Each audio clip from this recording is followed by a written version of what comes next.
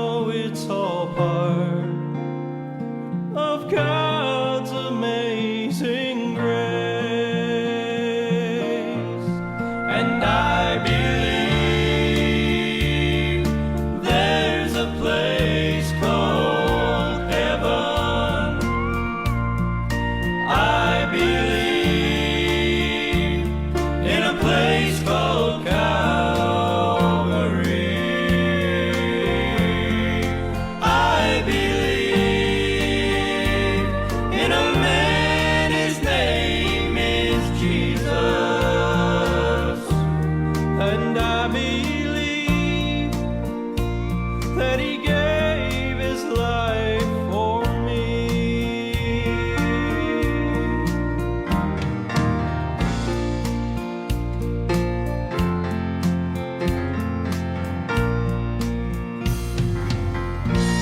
Oh, I was there the day my mama went to heaven. I held her hand as she closed her eyes to sleep, and I felt the power of 10,000 angels take her soul away to be crowned at Jesus' feet. And I believe there's a place called heaven. I believe in a place called Calvary. I believe in a man, his name is Jesus. And I believe that he gave his life for me. Oh, I believe that he gave his life for me.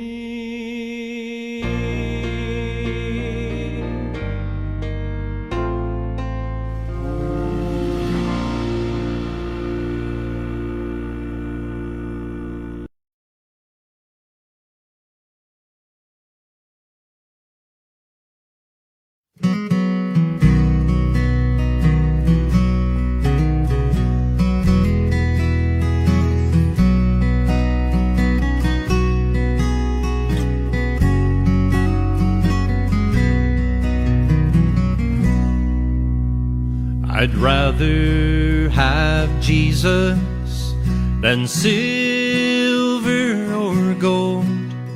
I'd rather be his than have riches untold. I'd rather have Jesus than houses or land. I'd rather be led by his nail-pierced hands than to be the king of a vast domain and to be held in dread sway. I'd rather have Jesus than anything this world affords today.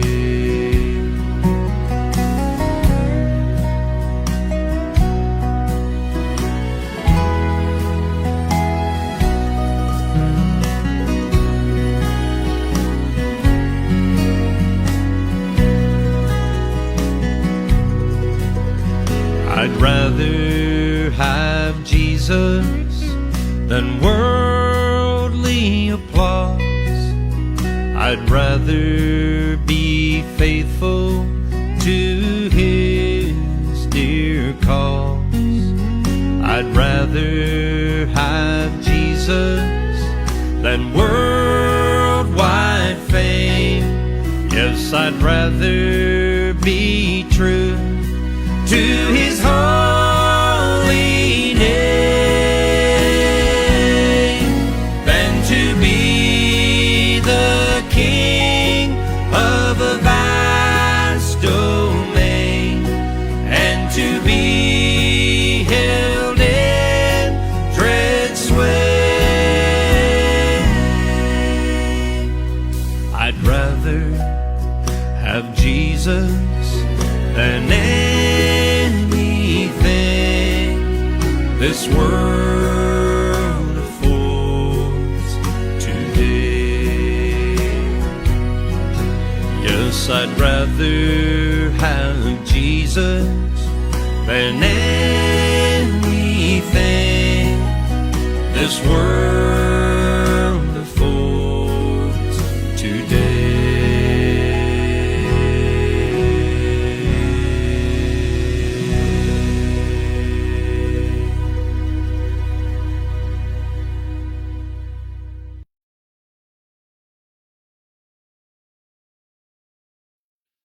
Blessed morning to each everyone. Good morning, and praise God for another opportunity that we have.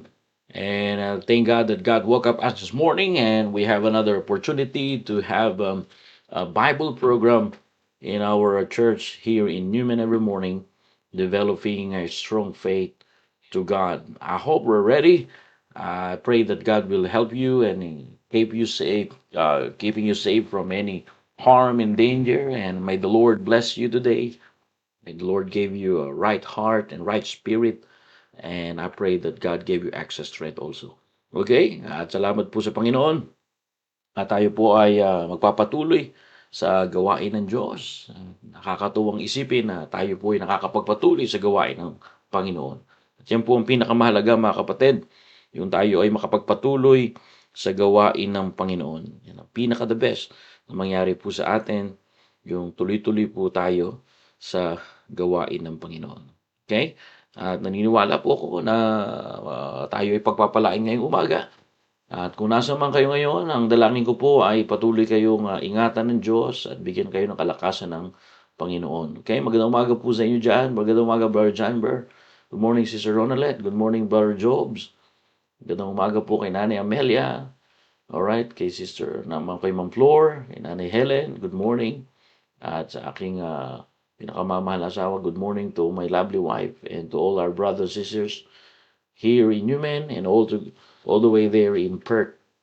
And I praise God for continuing our ministry there. All right. So, brethren, if we are maturing in the Lord, if we are growing up in the Lord, again, the faith that you had this morning, all to be stronger than the faith you had when you first believed. That's why it is important this morning we can develop our strong faith to God.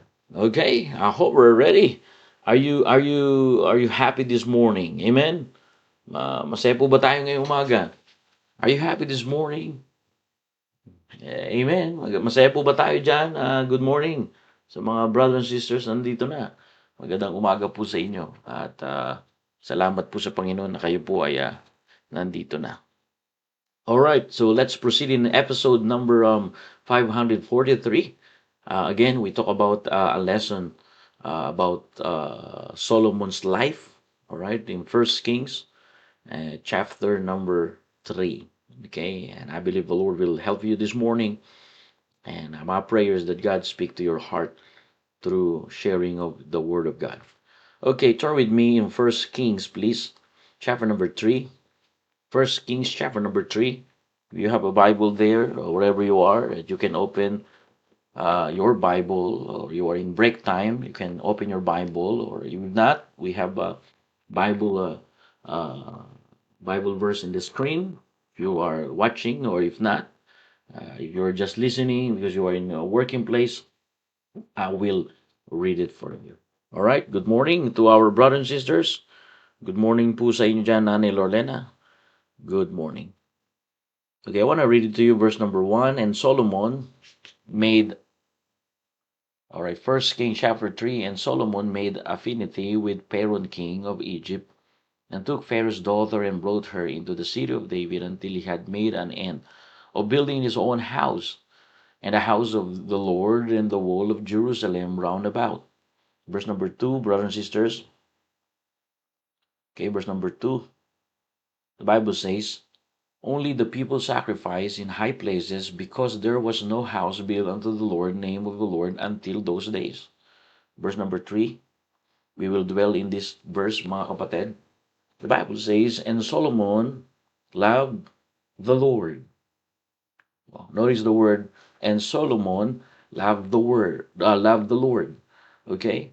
And the Bible says, walking in his statutes of David his father, only sacrifice and burnt incense in high places. All right? I want you to understand this morning about Solomon. He really loved the Lord. You know, he really loved the Lord. And as you can see here in this passage that we read, brethren, you will find out here, mga kapatid, that the love, Solomon, the Bible says, love the Lord. And then the Bible says, walking in the statutes of David, his father. So it is important to notice that, mga kapatid. Let's pray first, and I pray that God gave us wisdom, knowledge, and understanding this morning. Heavenly Father, who made heaven and earth, thank you, O God, for giving us another day, and thank you for woke up us this morning, and thank you for roof over our head, food on our table, and those that still in the midst of uh, physically and spiritually thirsty and hungry, Lord, give them food physically and spiritually. Those that have physically have a mental health uh, pressured, I pray, Lord, that give them access strength. Thank you, O God, for your help. Thank you, O God, for your words, O God. Because without you, we are just good for nothing. Wala kami magagawa, Panginoon. At sa inyo kami umaasa. At salamat po na meron kaming gatong programa na tuloy na mag-i-encourage po sa amin. Thank you, O God, for your words. Will help us and will help each everyone to continue to hear your words. Bless your people this morning as I pass your information to your people. Because without you, O God, we're just good for nothing. Ano po nakikita niyong karumihan sa amin, any sins that you see in our heart, forgive us. And I pray, O God, minister our heart and comfort us and convince and comfort us today.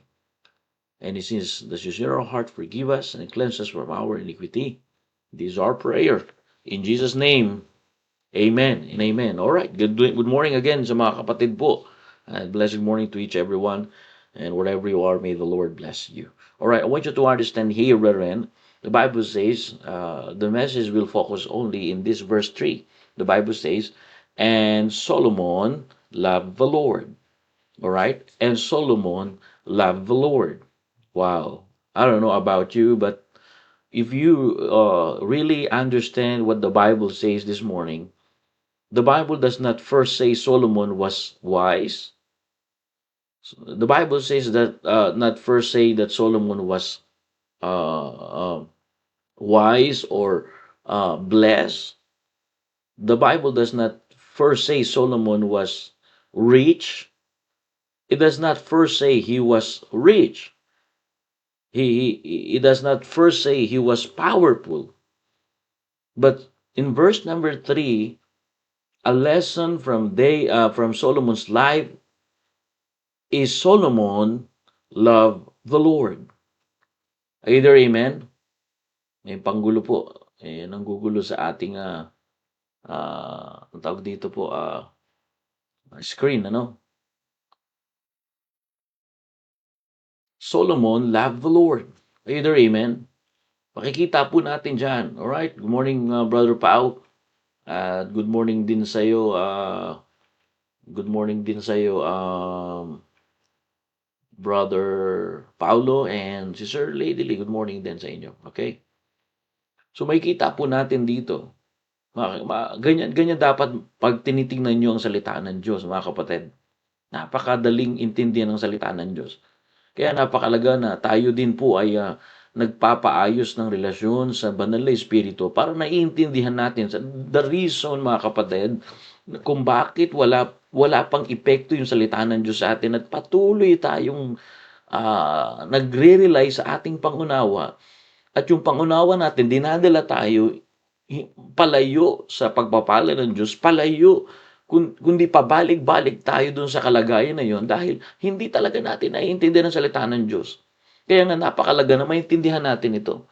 Kung babasahin lang natin ito, mga kapatid, hindi natin maintindihan. Pero salamat sa Panginoon, may nagpapahayag sa atin ng salita ng Diyos at yun naman ang sabi ng Biblia. The Bible does not first say Solomon was wise.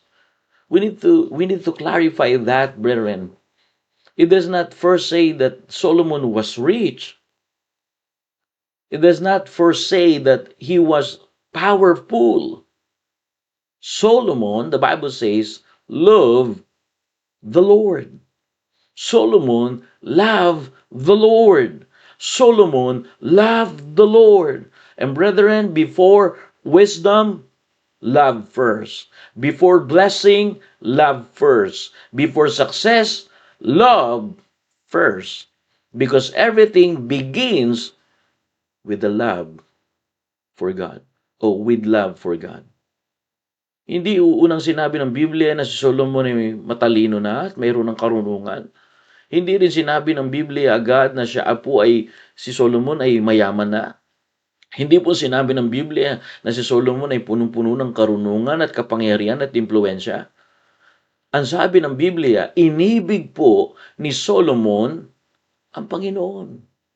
May katanungan ako ngayong umaga, Tunay ba tayong umiibig sa Diyos? Kasi nakakapagtaka sa isang anak ng Diyos na magsasabi siya na mahal niya ang Diyos, pero bakit ganun? Parang ang buhay at ang pag-uugali hindi na bago. Naray na po kayo? May kausap na po ba ako? Mga kapatid, ang problema natin, naghahanap tayo ng pagpapala ng Diyos, pero ang tinuturo ng Biblia ay unahin muna natin ibigin ng Diyos. Susunod na lamang po yung mga bagay na gusto natin mangyari sa ating buhay. Narino po ba kayo? Good morning. Good umaga sa inyo dyan. Good morning, Sister Bona. Buti na lang, nakapag-join kayo. Si Brother Max, wala po. Busy na ba si Brother Max? Di na siya maka-join. Kailangan yung jumoin dito, mga kapatid. Ito ay pagkain natin. Brethren, I encourage you. Every day, we are blessed. Church, Newman and Perth, we are blessed. Why? Because every day we have spiritual food. Oh yeah, don't forget that we are not physical being. We have the spirit being. We have body, soul, and spirit. If we feed our physical 3 times a day, sometimes there's this overnight snack, sometimes there's a merienda, afternoon snack, you have 5 times eating, By the way, thank you for Sister Ging that teaching us how to make brekkie and evening healthy food. Chia seeds. Yan, ang mga advice ni Sister Ging. Alright? So napakalaga niyan, mga kapatid. So makikita po natin na si Solomon, inibig niya po ang Panginoon. Pumasok na po sa work, pastor. Okay. Dapat maka-join muna sila bago mag-work. Anyways, sabi ng Biblia, inibig ni Solomon ang Panginoon. Bago ang karunungan, mga kapatid, pag-ibig muna. Bago pagpapala galing sa Diyos, pag-ibig muna. Bago yung kaayusan ng pag-uugali, pag-ibig muna sa Diyos. Dahil ang lahat ay nagsisimula sa pag-ibig. Is that in the Bible, brothers and sisters? It is. And I encourage you this morning, brethren, everything begins with love for God. Before wisdom happened to Solomon, love for God first. Before blessing comes from Solomon, love of God first. Before the success of Solomon and failure, brethren, love with God first. Everything begins with love for God. Are you there? Amen. It is important, brothers and sisters, that we need to love the Lord. And Solomon loved the Lord. Are you there? Amen. Solomon loved the Lord. Church, I encourage you, learn to love the Lord. But before you love the Lord, you need to know Him more. Because to know Him more is to desire Him. To desire Him is to love Him. Kailangan kilala mo ang Diyos. Kailangan alam mo ang salita ng Diyos. At kailangan alam mo yung kaparaanan ng Diyos. Hindi mo susundin ng Diyos, hindi mo mamahalin ng Diyos, wala kang pagkakilala sa Diyos, hindi mo na siya mamamahal. Mga kapatid, napakaganda na mahal natin ng Diyos. Yun ang unang binanggit ng Biblia. At hindi unang sinabi ng Biblia na si Solomon ay meron ng karunungan. Hindi sinabi ng Biblia na si Solomon ay mayaman na. Hindi sinabi ng Biblia na siya ay pinagpala na. Sinabi ng Biblia, inibig ni Solomon ng Panginoon, at ang unang matututunan natin sa buhay ni Solomon ay yung marunong siyang umibig sa Diyos. This episode 543 is a lesson from Solomon's life, and the Bible does not first say Solomon was wise. It does not first say he was rich. It does not first say that he was powerful. It does not first say that the Bible make it clear that he's not blessed, but Solomon loved the Lord. And brother, before wisdom, like what I said, love. Brother, repetition is a mother of learning. Let's repeat again. Before wisdom, love for God first. Before blessing, love for God first. Before anything else, love for God first. My question this morning, do you really love God? Answer it in your prayer time. Mahal mo ba ang Diyos? Do you really love God? The Bible says, and Solomon loved the Lord. Again, the Bible does not first say Solomon was rich and wise or powerful. It says Solomon loved the Lord. Because everything, brothers and sisters, begins with the love for God. Number one, love is foundation of everything. Are you there? Amen. Are you still there? Good morning. Are you happy this morning that we have spiritual food? Sino ba nandyan? Good morning, brother. Oh, dito na pala si Brother Mike. Good morning, Brother Mike. Chef, good morning. Good morning, Brother Yandy. Good to see you here. Yeah. Yes, everything begins with love for God first and foremost. Amen. God bless today Bible encouragement. Amen. So, love is the foundations of everything. Do you know, Solomon's wisdom did not start in his mind. Hello? Okay, let's study the Bible. The Bible says, all right, and Solomon loved the Lord, only his sacrifice, burnt incense in high places. All right. So I want you to get something here, brethren. This is the word of God. You know, my job is to share the word of God this morning. My job is to pass the information, you know, to each everyone. Number one, love is the foundation of everything. Why? Solomon's wisdom did not start in his mind. Do you know? It started in his heart.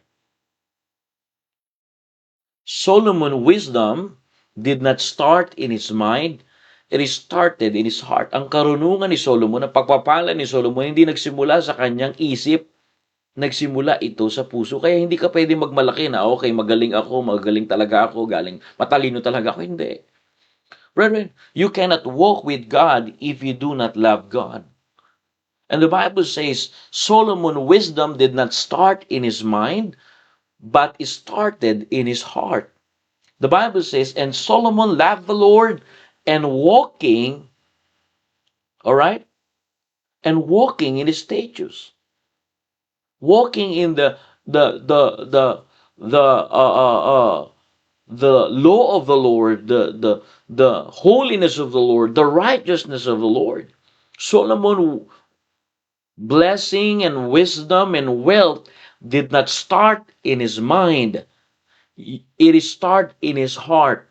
And brothers and sisters in the Lord, you cannot walk with God if you do not love God.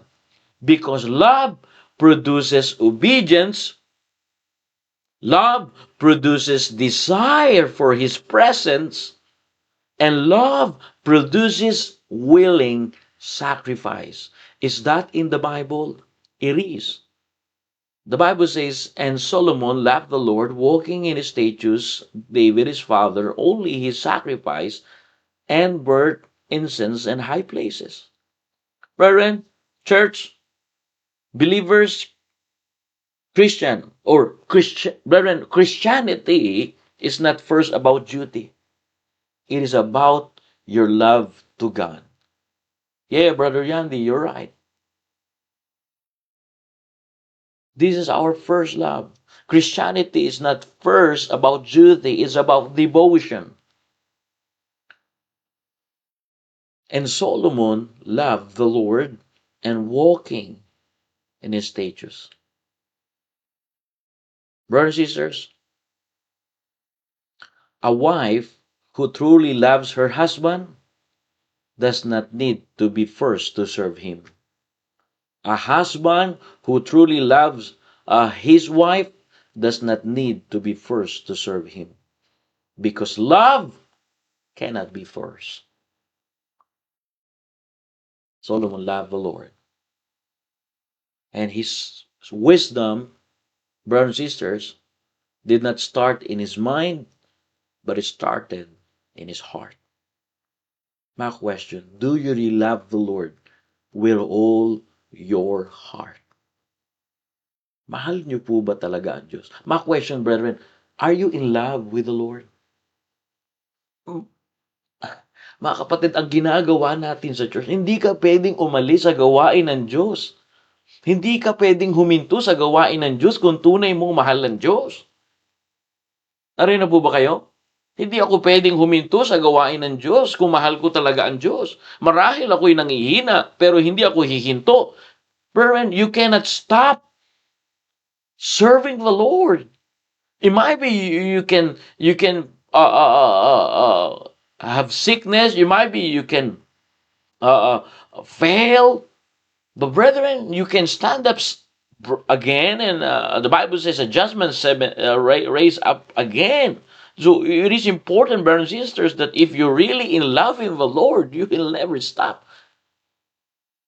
Yeah, there's a discouragement, there's sufferings, there's struggles in life, but you cannot stop serving the Lord if you really know God, if you really know the Lord your God, if you really love Him and you are in love with the Lord, because you cannot walk with God if you do not love God. Because love produces walking, and the word walking is obedience. The word walking is desiring Him, desire for His presence. And the Bible says Solomon have willingness to give sacrifice. The Bible says only he sacrificed and burnt incense in high places. The same wherein a wife who truly loves her husband does not need to be first to serve him. A husband who truly loves his wife does not need to be first to serve her, because true love cannot be forced. Oh, let's go back in John 3:16. For God so loved the world, and He gave of what? His only begotten Son. Listen to this. He gave, God the Father gave His only Son that He could have. He gave His Son, Jesus Christ, for you. Because He loved us. He loved yellow, black, white, brown people. He loved each, every one of us. That's why we are equal in the sight of God the Father because He loved us. He did not like you. He loved us. Hindi ka lang gusto ng Diyos, kundi mahal ka ng Diyos. At ang pagmamahal, hindi pinupuwersa. Ang asawang tunay, nagmamahal yan, hindi lang pagka maayos ang ugali, hindi lang pagka mabango ang kilikili, hindi lang kapag mabango ang hininga. A husband who truly loves his wife, even bad breath, what I mean? Even there's a power in armpit. A husband who truly loves his wife does not need to be forced to serve him. Doesn't matter what kind of smells or kind of unpleasant thing to your wife or to your husband. It doesn't matter because a husband or wife who truly love her husband or his wife does not need to be forced to serve him or to serve her. This morning, I want you to get here. And Solomon loved the Lord. And Solomon loved the Lord. Love is the foundation of everything. Solomon wisdom, Solomon blessings, and wealth did not start in his mind. It started in his heart. That's why my question this morning: do you really love the Lord? Are you in love in the Lord? Examine your heart this morning. Do you love God or just serve Him? Suriin natin ang puso. Kasi sabi ng Biblia, ang karunungan ni Solomon at pagpapala ni Solomon, hindi nagsimula sa isip niya, nagsimula po ito sa puso niya. Hindi ka makakalakad kasama ang Diyos kung hindi mo siya iniibig. You cannot walk with God if you do not love God. God of the Bible, God of Abraham, the God of Isaac, the God of Jacob. And now the God of Solomon and the God of each everyone this morning. Make sure that the God that we talk about here is the God of the Bible, which is the true living God. And brethren, Christianity is not first about duty. It is about your love for God. Because you cannot walk with God if you do not love Him. The Bible says, and Solomon loved the Lord and walking. Solomon loved the Lord and walking in His statutes. Brethren, it is important to examine our hearts. Do you love God? Are you really in love with God? Brethren, don't lose passion in the ministry. Don't lose your love in the ministry of the Lord. Love God more than position. Huwag mawalan ng passion sa ministeryo. Ibigin ang Diyos higit sa posisyon. Let me say again, love God more than position. Love God more than blessing. Love the blessor, not the blessing.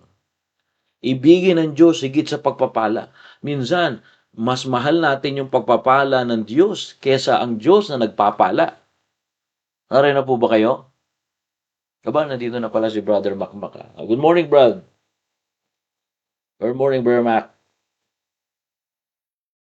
You see, brethren, sometimes we love the blessing more than the blessor. Love God more than blessing. Do you know, love God even when no one sees you.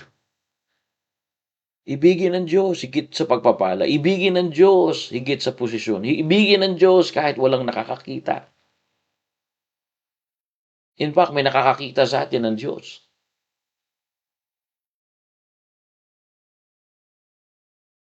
The wisdom, the blessing of Solomon, brothers and sisters, according to the Word of God this morning, right here in the text in verse number 3, did not start in his mind.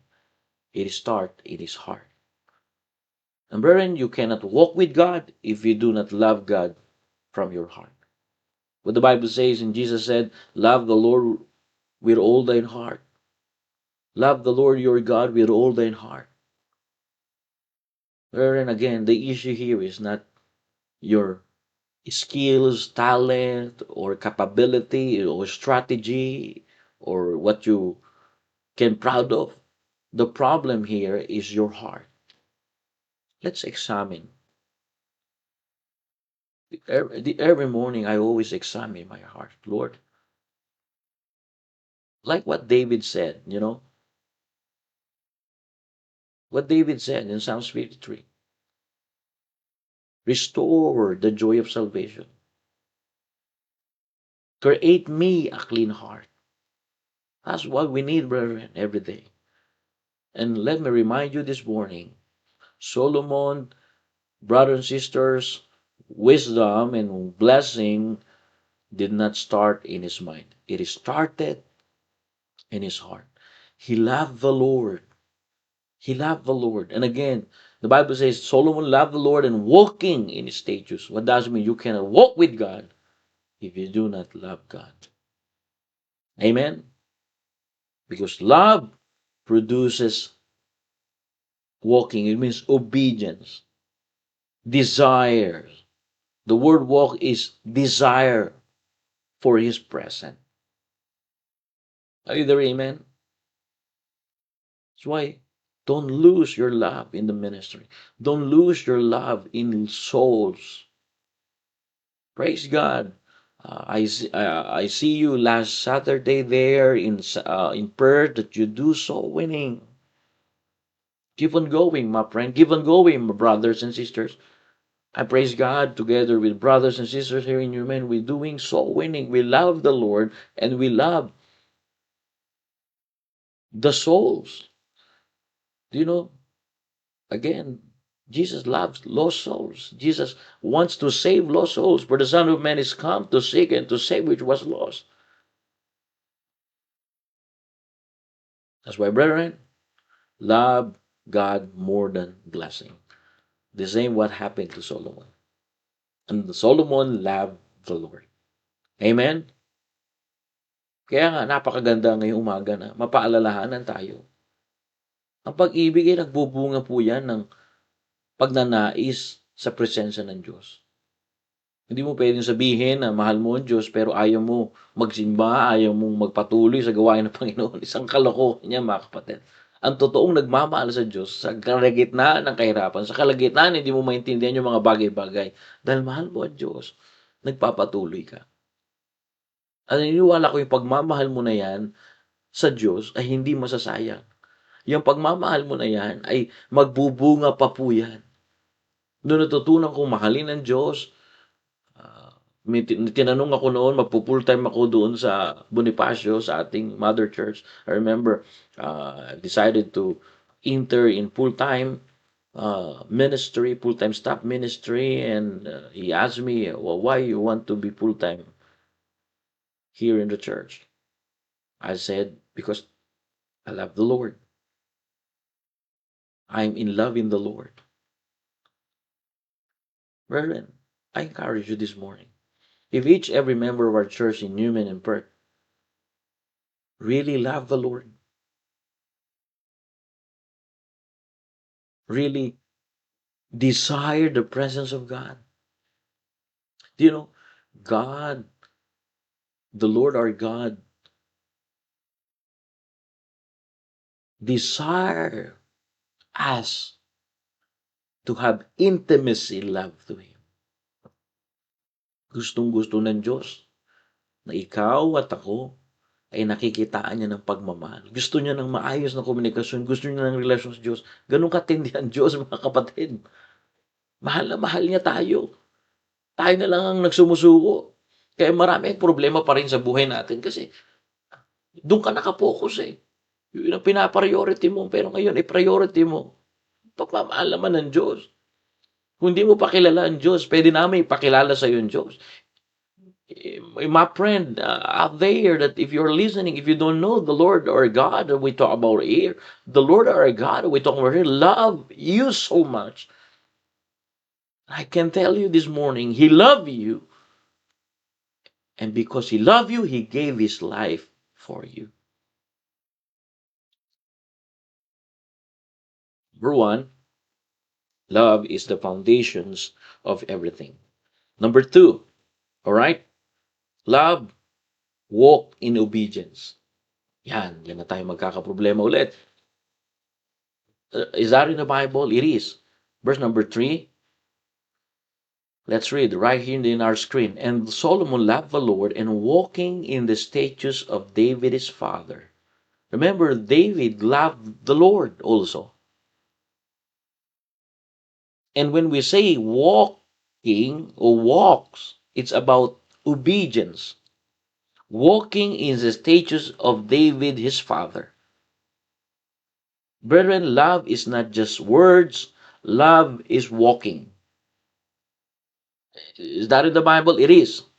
And Solomon loved the Lord and walking in the statutes like his dad, his father David. Love is not just a words, brethren. Love is walking. Solomon shows his love by obeying God's word. His status is all about God's word. Remember what Jesus said, if you love me, keep my commandments. Brethren, real love is seen in daily obedience. And obedience, it is not emotion. Obedience is daily living. Either amen? Mga kapatid, tandaan po natin, makikita po natin ang pag-ibig hindi lang yan sa salita. Ito ay paglakad. Ito ay pagsunod. Makikita po natin na si Solomon, ang pag-ibig niya ay hindi sa pamamagitan lamang ng bibig, but sa pamamagitan ng kanyang paglakad, pamumuhay at pagsunod sa salita ng Diyos. Kaya mahirap mong sabihin na mahal mo ang Diyos pero ayaw mo ng salita ng Diyos. Mahal mo ang Diyos pero hindi ka makapunta sa simbahan para makinig ng salita ng Diyos. Lalo na sa simbahan, kung saan ka nilagay ng Diyos, kung saan ka dinagdag ng Diyos bilang membro. Pinairal natin yung ating emosyon kaysa sa pag-ibig natin sa Diyos at tayo lumayo sa pag-ibig natin sa Diyos. Kasi ang totoong umiibig sa Diyos ay, ang sabi ng Biblia, ay hindi lang sa salita, kundi sa paglakad. Sabi nga ng Panginoong Hesus, kung inibig niyo ako, tuparin ninyo ang aking mga utos. Kaya nga ang tunay na pag-ibig, mga kapatid, ay nakikita sa araw-araw nating pagsunod sa salita ng Diyos. Love is not just a word, the Bible says. Scripture, the Word of God, the lesson that we can get in Solomon's life, that love is not just a word. Love is walking. Solomon showed his love by obeying God's word. The Bible says in Solomon, right here in our screen, love the Lord and walking in his statutes. And brothers and sisters, love shows choices. Brethren, love shows in purity. Love shows in integrity. And brothers and sisters, you cannot separate love from obedience. You cannot also separate love from holiness. Either amen. It's just like a child who say, I love you, but constantly disobeys, shows contradiction. Ang batang nagsasabing mahal kita pero laging suwail, ay may contradiction po yun. Kasi ang pag-ibig ay nakikita sa mga desisyon natin, sa pamumuhay natin, pinipilit natin ipamuhay ang salita ng Diyos. Ang pag-ibig ay nakikita sa kalinisan, hindi lang ng katawan, kundi ng puso. Di po ba? Ang pag-ibig ay nakikita sa integridad. Hindi ka basta-basta bibigay sa temptasyon. Hindi ka basta-basta magpapa ubaya or magpapadala. Mga kapatid, ang pagsunod ang patunay ng ating pag-ibig sa Diyos. Yan po ang sabi ng Biblia. Na hindi natin pwedeng mahiwalay ang pag-ibig sa kabanalan. Kapag ka ikaw ay umiibig sa Diyos, akalain mo iibigin mo yung banal na Diyos. Of course, pagka inibig mo yung banal na Diyos, ay mga kapatid, hindi mo pwedeng hiwalay yung pag-ibig sa kabanalan. Hindi mo pwedeng nagbabasa ka ng Biblia tapos umiinom ka rin ng alak. Asan yung kabanalan doon? Hindi pwedeng dalawa ang pinaglilingkuran mo. Kung gusto mo paglingkuran ng Diyos, focus ka lang sa Biblia. Kung ayaw mo paglingkuran ng Diyos, edi focus ka sa alak. Hindi pwedeng pagsabayin yun. Hindi mo sabihin, ligtas naman ako, pupunta ako sa langit. Hindi pwedeng ganoon. Ang tunay na ligtas ay nakakaroon ng kalungkutan sa mga bagay-bagay na hindi kaaya-aya sa Diyos. Kung tunay kang ligtas. Di mo po ba? Either amen. And I want you to see here, brethren, that love, real love, it's seen in daily obedience. Love is not just a word. Love is walking. I'm not talking about love for others, but I'm talking love for God. If you really love the Lord, it's not just a word. Love is walking with His presence, desiring, brothers and sisters, desiring Him, desire for His presence. And learn, the Bible says, Solomon, okay, show his love by obeying God's word.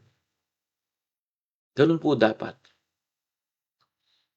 In Solomon, you will see here, because he loved the Lord, he loved also holiness. Amen?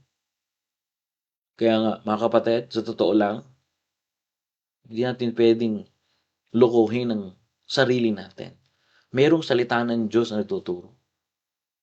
Ang tunay na ligtas, ang puso niya sa salita ng Diyos ay madaling tumanggap. Ang totoong nakatanggap ng kaligtasan ng Panginoong Hesus, pagka narinig niya ang salita ng Diyos, ay pambihira. Nakalimutan ko to, gagawin ko na ito ulit. Ganun dapat mga kapatid, pagka meron tayo nakakalimutan sa buhay, kaya nga may paalala, kaya nga tayo may ganito pong programa, kasi nakakalimot tayo eh. Pero mga kapatid, mahalin lang natin ang Diyos muna.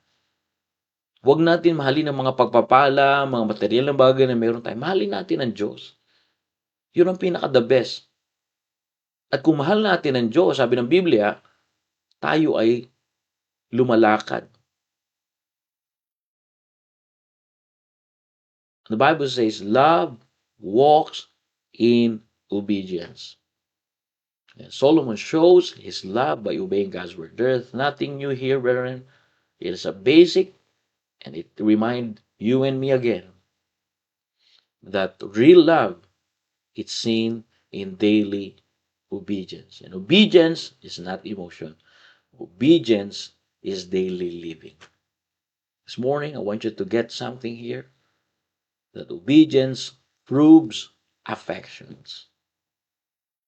Ang pagsunod ay patunay ng pag-ibig.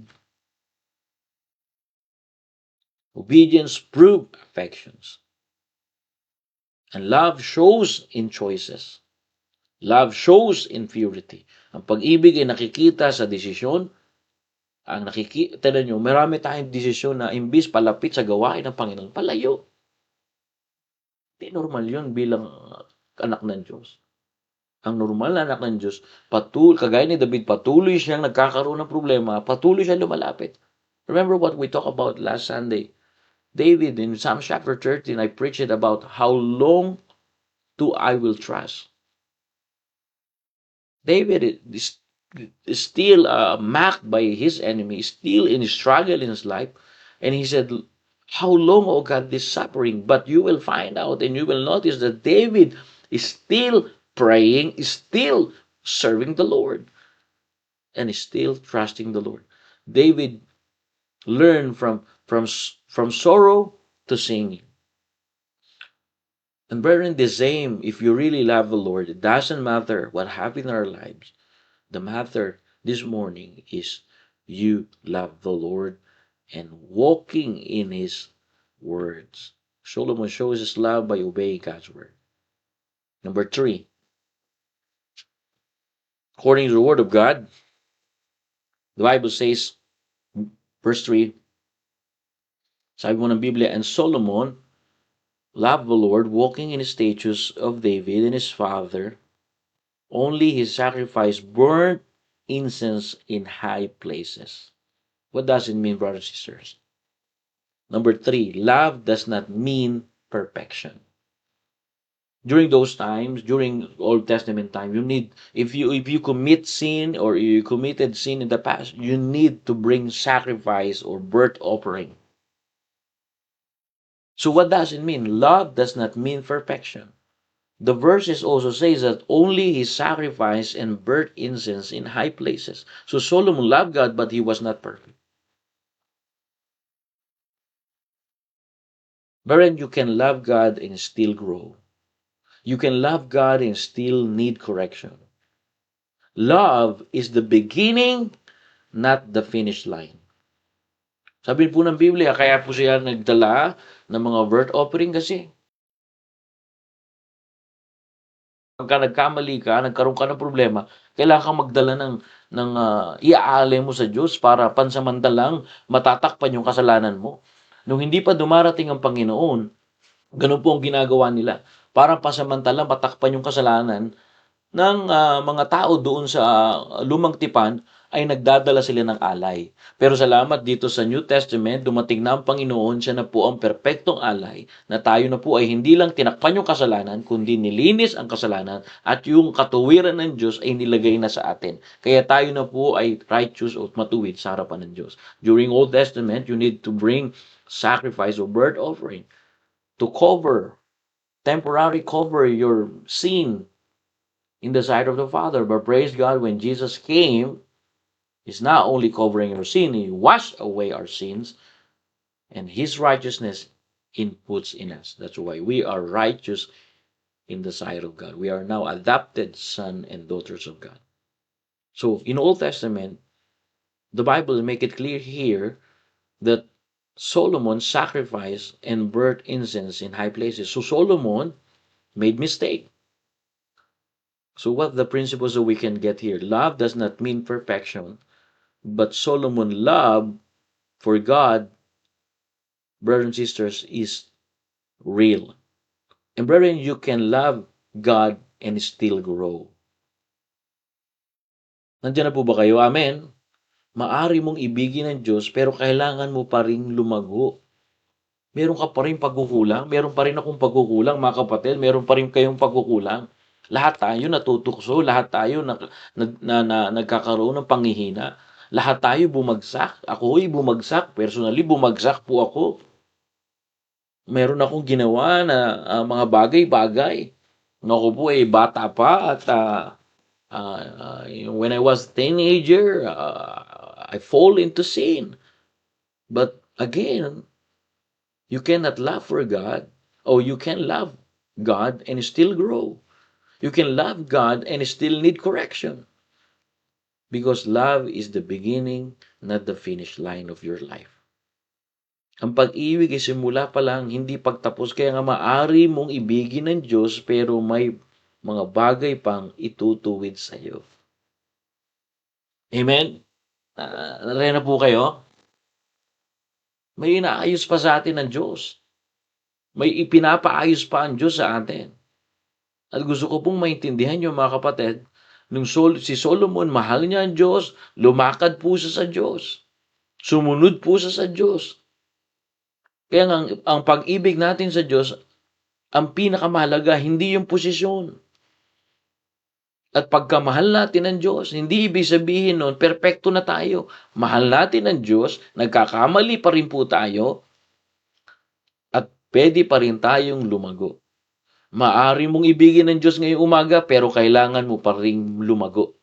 Maari mong ibigin ng Diyos, pero mga bagay na may mali sa iyo, kailangan mo pa rin ituwid ang Diyos. Ang ituwid yan para sa ikakalago natin.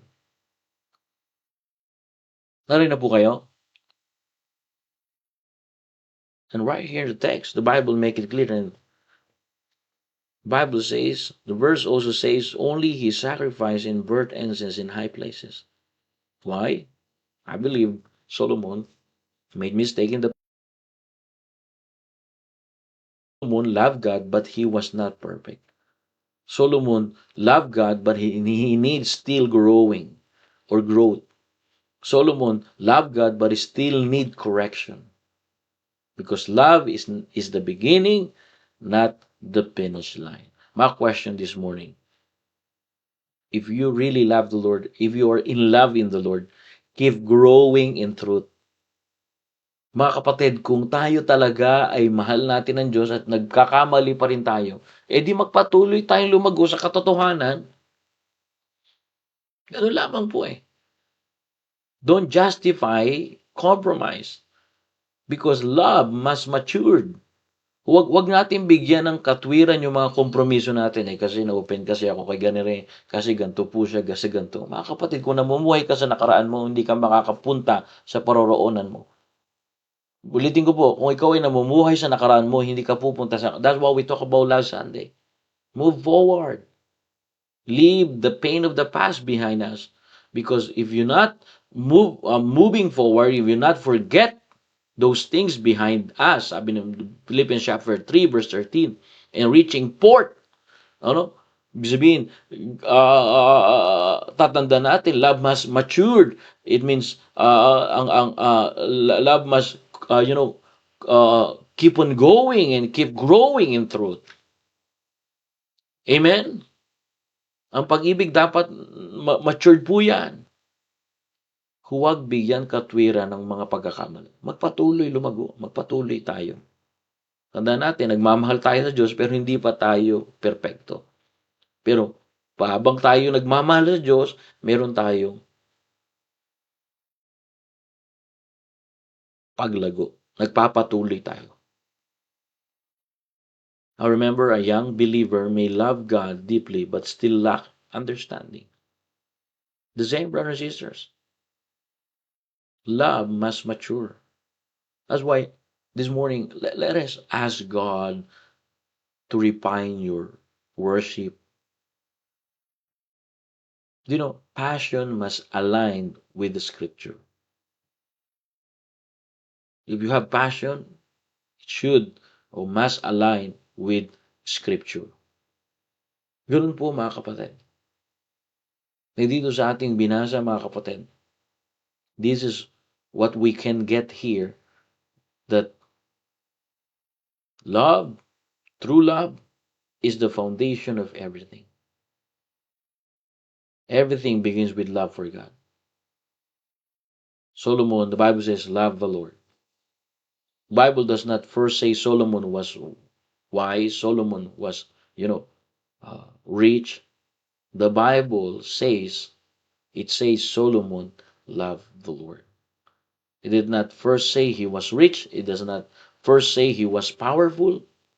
It says he loved the Lord. And before wisdom, before blessing, before everything else, before success in your life, everything begins with love. That's why love is the foundation of everything. And after you understand loving God, of course, brethren, it cannot separate the obedience. Love walks in obedience. The Bible says Solomon loved the Lord, walked in stages. See, love is not just a word. Love is walking. Walking. Solomon showed his love by obeying the word of God. Like what we said, Jesus said, if you love me, keep my commandments. Tunay na pag-ibig, nakikita yan sa araw-araw nating pagsunod. Paglakad, pagpapamuhay ng salita. Sanayin natin ipamuhay ang salita ng Diyos, gagwapo ka. Sanayin ipamuhay ang salita ng Diyos, gaganda ka. Oops, huwag nyo isipin yung tsura lamang, kundi yung puso mo gaganda, tsaka yung puso mo walang sama na loob, maayos, malinis, yung puso mo, healthy talaga. Pagka natutunan mong ipamuhay ang salita. Kaya nga, ang pag-ibig, hindi lang sa salita. Ito ay sa paglakad. Ang pag-ibig na tinutukoy ko po rito ay pag-ibig natin sa Diyos. Pinakita ni Solomon ang pag-ibig niya sa Diyos sa umakita ng pagsunod sa salita ng Diyos. And last, You know, love, brothers and sisters, does not mean perfection. Oh yeah, Solomon loved God, but the Bible says he sacrificed burnt incense in high places. It means he made mistake. So Solomon loved God, but he was not perfect. He needs to grow. He still need growing. He still need correction. And you can love God and still grow. You can love God and still need correction, brothers and sisters. Because love does not mean you're perfect. Love is the beginning, not the finish line. You need to keep growing in love and in truth. And brethren, like what we talked about this morning, right here in the text, do you love God? Bible says, verse 3, I'm done, and Solomon loved the Lord. Do you really in love with God? Do you know Him? Because if you know Him, you really love Him. Brethren, ministry is blessing, but do you love ministry more than God? Do you love success more than God? Do you love recognition or position more than God?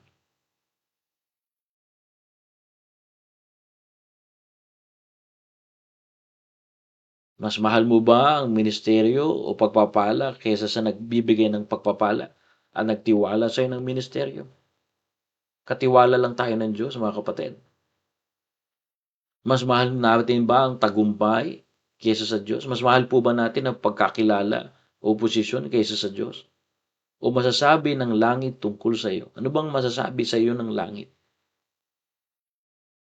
Inibig mo ba talaga ang Diyos at ang Panginoon natin? Solomon's story, brethren, began beautifully. He loved the Lord. Amen? Amen. I hope it reminds us this morning. So the Bible says Solomon loved the Lord. The Bible does not first say Solomon was rich and wise, but it says Solomon loved the Lord. Because everything begins with love for God. Let us pray. Heavenly Father, thank you, O God, for this morning. Thank you for reminding your people, reminding me that the reason why we gather together, the reason we read your Bible, the reason we're doing soul winning, the reason we share your word, the reason we keep on serving you in spite of struggling and suffering and circumstances, because we really love you. Lord, us, develop our love to you. Salamat po, Panginoon. Ang kwento po ni Solomon ay nagsisimula sa pag-ibig niya po sa inyo. At kung masasabi po rin po ito ng bawat isa, kami po yung umiibig sa inyo. Minsan, mas inibig namin yung mga material na bagay, mas inibig namin yung mga ikakasaya namin, mas inibig namin yung mga bagay-bagay na akala namin kung mahal namin kayo, Panginoon, maglilingkod kami sa inyo.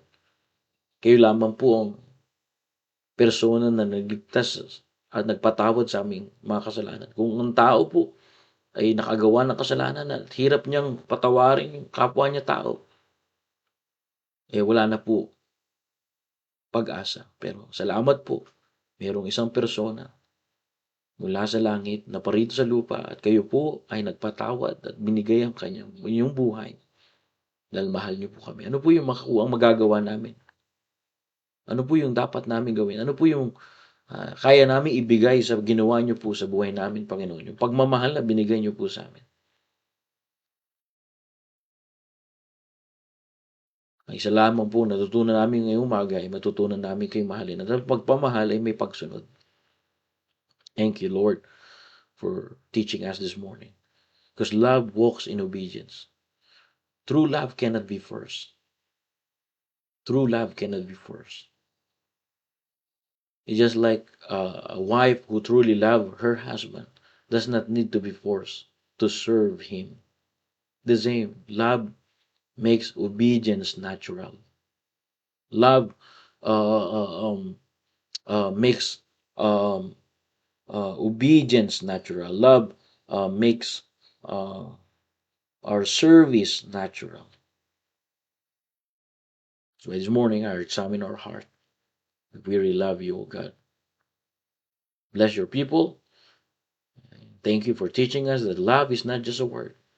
The Bible says Solomon loved you and walked in the statutes of David his father. So love is not just a word. Love is walking. Love is showing, obeying your word. Like Solomon. Solomon showed his love by obeying your word. I remember your words that you says that if you love you, we need to keep your commandments. And thank you for teaching us this morning that real love is seen in daily obedience. I try my best, oh God. But Holy Spirit of God, you are a powerful person to speak to your people. Guide your people in all truth. We promise we bring back the glory for our worthy to receive. In Jesus' name we pray. Amen and amen. Alrighty, thank you very much, and I praise God. I encourage you to, if you want to have a 2026 daily planner, to po, we have in our Bible school in Philippine School of Scriptures. You can order to Ma'am Lucy.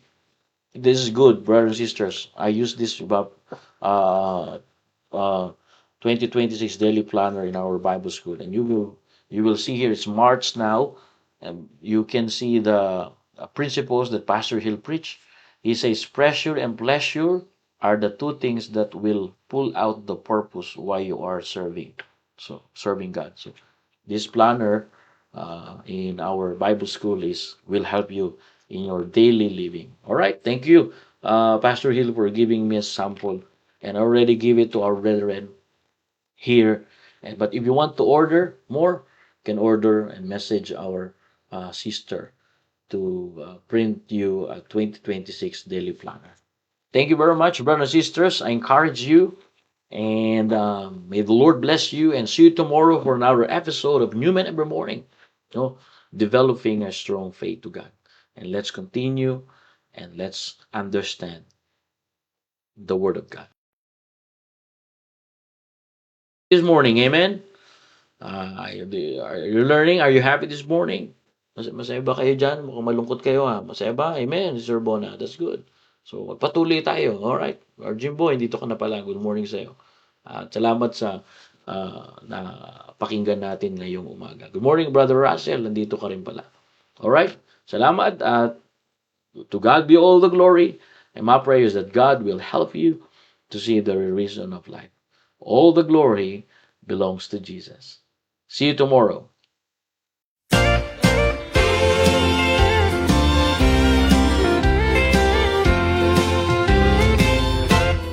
There's a light in the window, the table spread in splendor, someone standing by the open door.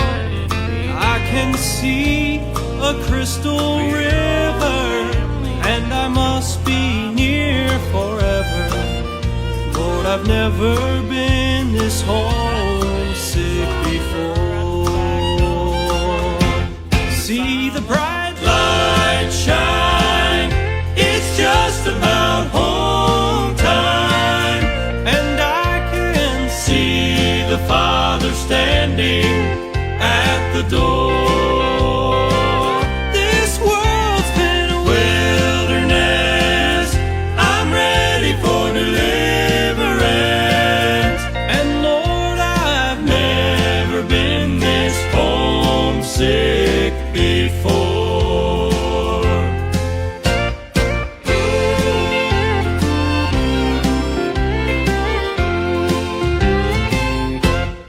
I can see the family gathered, sweet faces all familiar.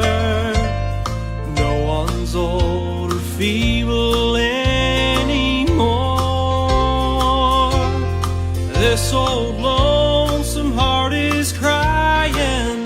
Think I'll spread my wings, start flying. Lord, I've never been this homesick before.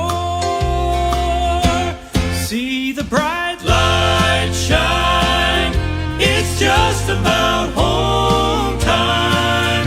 And I can see the Father standing at the door.